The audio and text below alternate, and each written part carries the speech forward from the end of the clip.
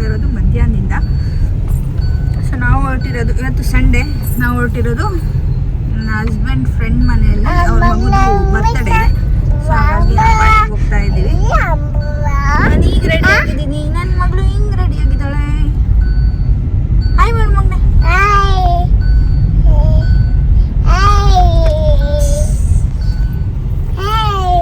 ಇಲ್ಲೇನೆ ಪಕ್ಕದ road.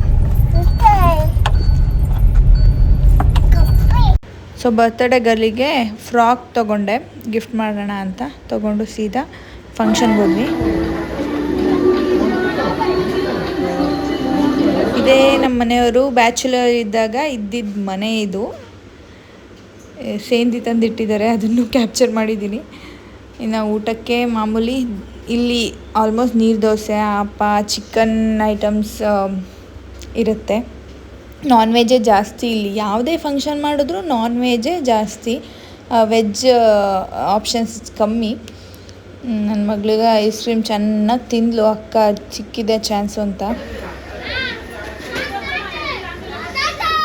Hello,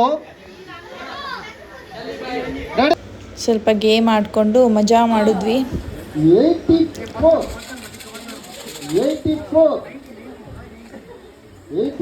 ನಮ್ಮ ಮನೆಯವ್ರು ಇದ್ದಿದ್ದು ಮನೆ ಹೊರಗಡೆ.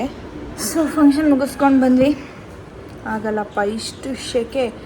ಹೋಗಿರೋದು ಪಕ್ಕದ ರೋಡಿಗೆ ಫಂಕ್ಷನ್ಗೆ, ಅಲ್ಲಿರೋಕ್ಕೆ ಆಗ್ತಾಯಿಲ್ಲ, ಅಷ್ಟು ಸೆಕೆ. ಬಿಸಿಲಿಲ್ಲ ಆದರೂ ತುಂಬ ಸೆಕೆ. ಮೇಡಮ್ ಅವ್ರು ಬಂದ ತಕ್ಷಣ ಕಲ್ಲಂಗಡಿ ಕಲ್ಲಂಗಡಿ ಕಲ್ಲಂಗಡಿ ಕಲ್ಲಂಗಡಿ ಬಿಟ್ಟು ಇನ್ನೇನು ಇಲ್ಲ ಅವಳಿಗೆ. ನಂಗೆ ಬಿಡ, ಇದು ಏನಪ್ಪ ನೀನು?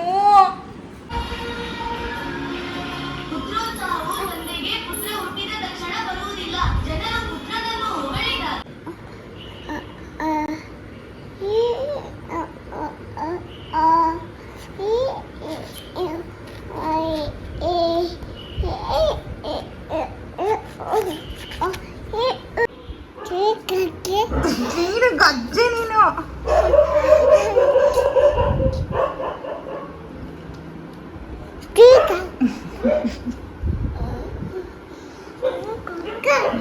ಕಕ್ಕ ಇದು ಬೆಳಗ್ಗೆದು ಕ್ಲಿಪ್ಸು. ಮಾವನೇನು ಕೊಟ್ಟರೆ ಈ ರೇಂಜಿಗೆ ತಿಂತಿದ್ದಾಳೆ.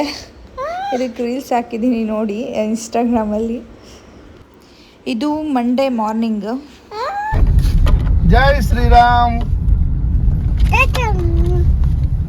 ಮುದ್ದು, ಐ ಲವ್ ಯು. ಮುದ್ದು, ಐ ಲವ್ ಯು ಗುಡ್ಡು.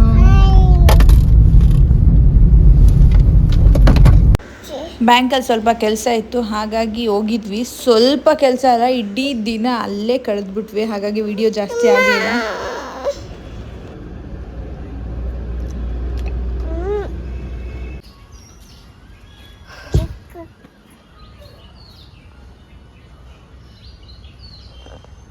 ಪಾಪು ಪಾಪು ಇವ್ರಗಳ ಜೊತೆ ಇಲ್ಬಿಟ್ರೆ BP ಎಲ್ಲ ಬಂದ್ಬಿಡುತ್ತೆ, ಬರ್ದೇ ಇರೋದೆಲ್ಲ. ಕೈ ತೊಳಿ, ಕೈ ತೊಳಿ.